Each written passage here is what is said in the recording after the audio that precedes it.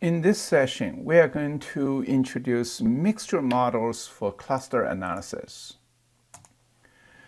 We assume a clustering consists of a set of k probabilistic clusters, C sub 1 to C sub k, with probability density functions f sub 1 to f sub k, respectively, and their corresponding probabilities are omega sub 1 to omega sub k. The probability of O under the condition of C sub j is omega sub j times probability density function f sub j of O. Then the probability of O generated by a set of cluster C essentially is the probability of O under the clustering C or a set of cluster C essentially is all of these k clusters, their probability density function adding up together. Then we see a data set D, which consists of object O sub 1 to O sub n. What's the probability to generate all these O sub 1 to O sub n, these points?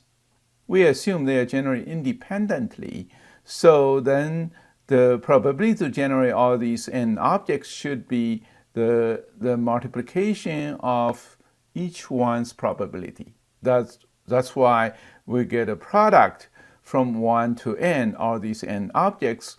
Each one object could, the probability of OI generated under this clustering condition. Then our task is to find a clustering C which consists of k probabilistic clusters so that these probability can be maximized. However, to maximize this is intractable because the probability density function of cluster can take any kind of form, any arbitrarily complicated form. Then if we want to make the computationally feasible solution as a compromise, we have to assume the probability density function of some parameterized distributions.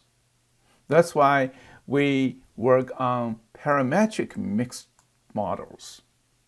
That means if we want to infer a set of k probabilistic clusters that is most likely to generate the data set D, then the value of the discrete latent variable can be interpreted as assignment of these data points to specific components, that means to specific clusters of the mixture.